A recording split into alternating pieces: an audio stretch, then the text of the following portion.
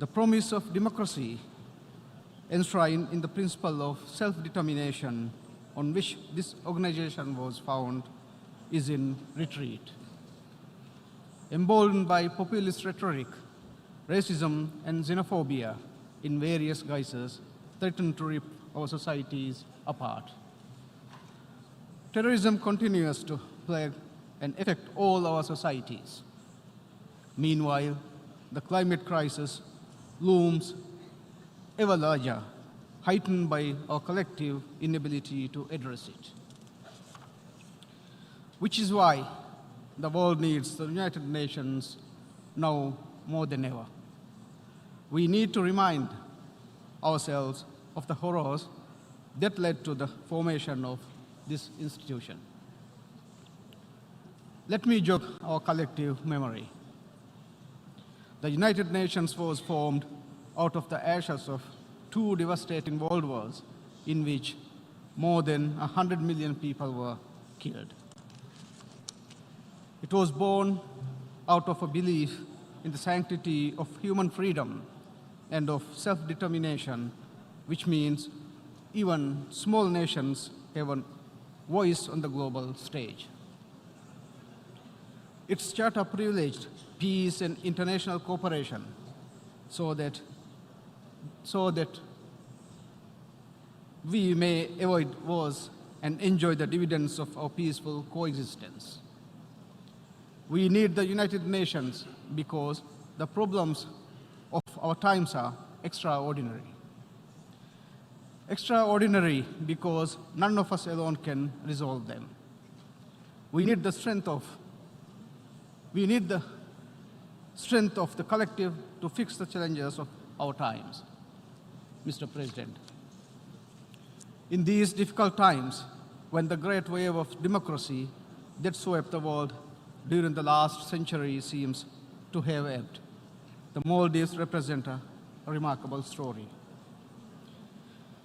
It is a story of second chances, a story of people power, a story of how we as a nation managed to reverse a downward spiral towards autocratic rule. Exactly 1 year ago, in the early hours of 24 September 2018, results of the Maldivian presidential elections were announced. The elections were significant because they represented a one shot at rekindling democracy in our country. As many of you would know, our democratic journey that began in November 2008 was cut short within a few years. Lurking behind the high idealism for our democratic movement were remains of the old democracy. The judiciary was hijacked, parliament brought to a standstill, institutions of state co-opted, and the press gagged. Political opponents were constantly threatened, and opposition leaders either jailed or exiled. Many in the international community spoke out against this reversal. As is the want of autocrats, the regime turned its back to the world. We left the Commonwealth of Nations, insisting its call for democracy in the Maldives was an affront to our sovereignty. Isolationism became our default foreign policy. That we won the election last year in the face of such adversity against the odds that seemed insurmountable in an immense credit to the Maldivian people. The responsibility they have entrusted in me is something I do not take lightly. There is much that needs to be done. From embedding good governance to delivering justice, from educating our young people to uplifting our most marginalized, from creating opportunities for businesses for leveraging the benefits of new technology, from protecting our fragile ecosystem and coral reefs to building a vibrant Islamic society that is just and modern in its outlook. Development without justice does not work, which is why we have a transitional justice program where we seek to redress human rights abuses, investigate murders and enforced disappearances, and bring to book the endemic corruption maligning all levels of government. We are engaged in a comprehensive police reform program and working closely with other institutions of state to reform the modernize of our judicial system. Meaningful democracy is about more than just holding elections. It is about involving citizens in the decision-making process, which is why we are working on legislation to decentralize our governance structure and devolve power to our local communities. Mr. President, as I said at the start, these are challenging times which require strong actions from us all. This is why, on the international front, we have reaffirmed old friendships long neglected and commenced new ones. We have begun the process of rejoining the Commonwealth of Nations. It is our intention to be a good international partner, to be part of a shared solution to the pressing issues of our time, from climate change to fighting the scourge of terrorism.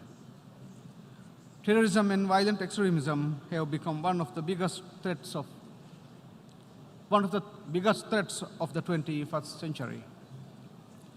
Its roots are found not only in the disaffection and disenchantment brought on by a rapidly changing world, but also in the active efforts of opportunists who twist religion and poison young minds to do their bidding.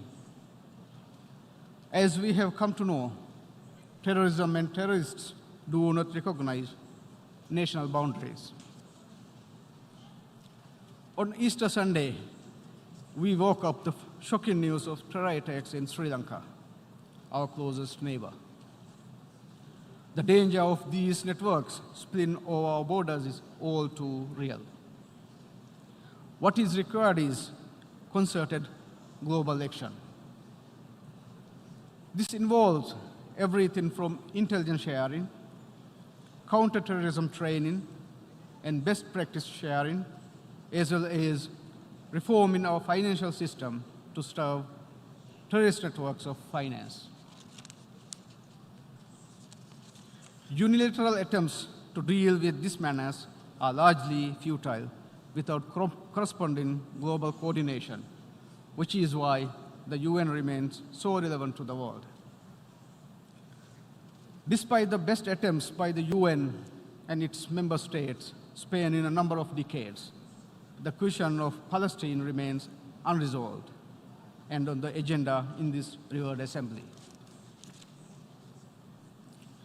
Never before has the inalienable rights of the Palestinian people been so acutely and blatantly dismissed by Israel, marginalized and discriminated against in complete disregard of international law and the resolution of both the General Assembly and the Security Council.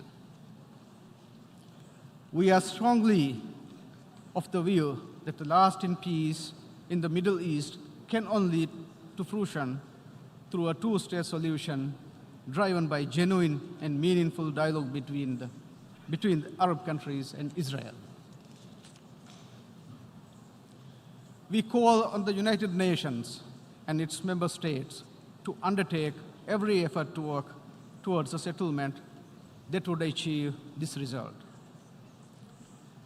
The Maldives will always stand unwavering in the support for the Palestinians in their endeavor to achieve an independent and sovereign state of Palestine based on the 1967 borders with East Jerusalem as its capital city.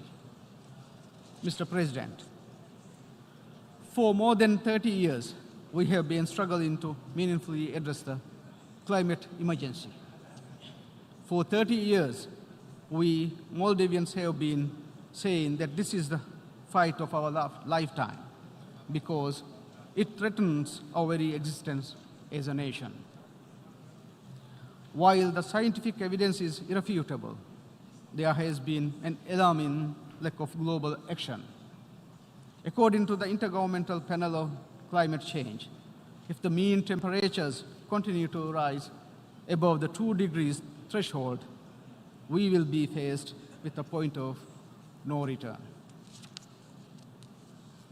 While the Paris Agreement on climate change was a breakthrough for what we could collectively achieve, so much more needs to be done. Although this problem is not our making, the Maldives is determined to drive the solution.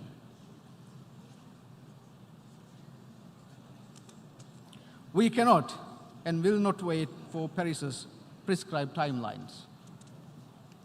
We are revising and upscaling our nationally determined contributions now. We shall work in concert with other island nations, including the small island developing states and fellow members of the Alliance of Small Island States.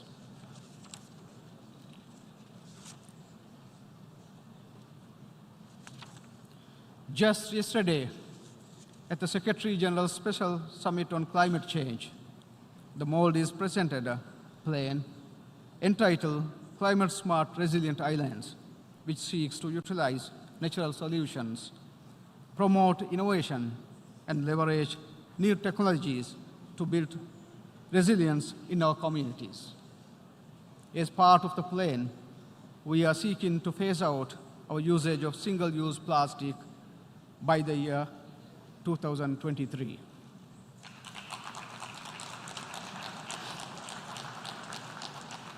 This will be one of the most far-reaching and ambitious plastics phase-out plans of any nation on Earth.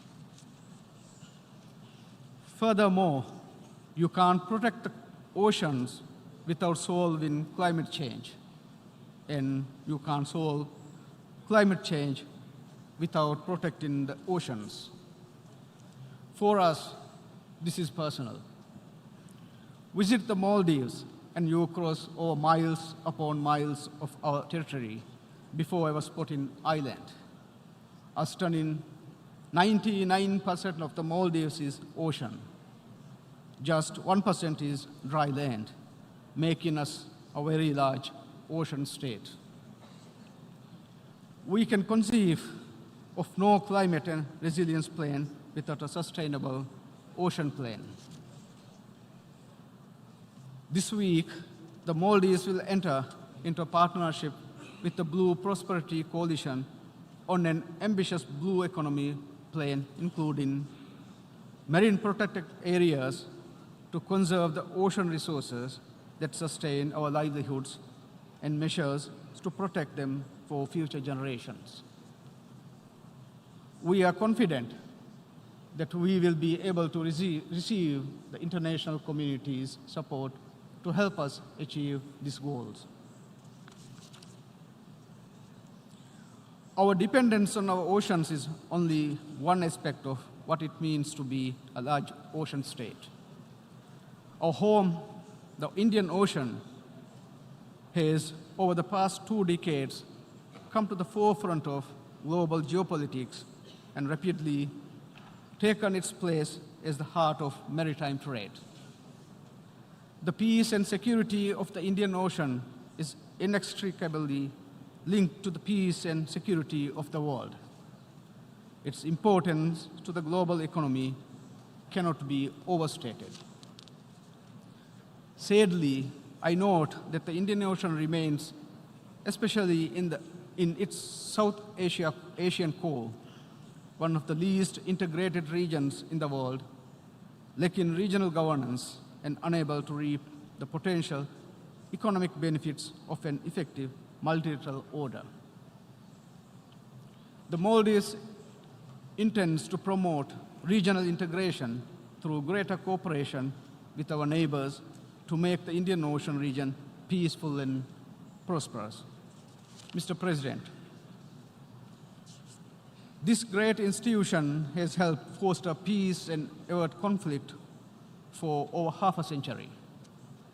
The world order that it helped build represents the pinnacle of what concerted diplomacy can achieve and continues to embody the hope of all who believe in peaceful dialogue to resolve global problems.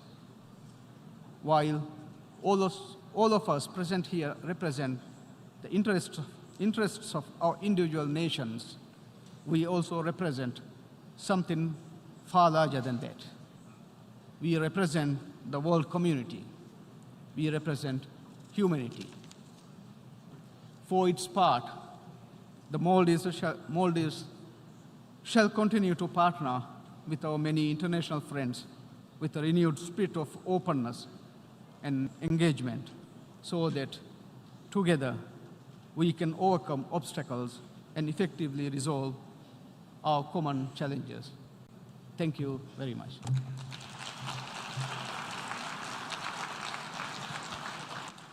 On behalf of the General Assembly, I wish to thank President Mohamed Solih of the Republic of Maldives for the statement just made.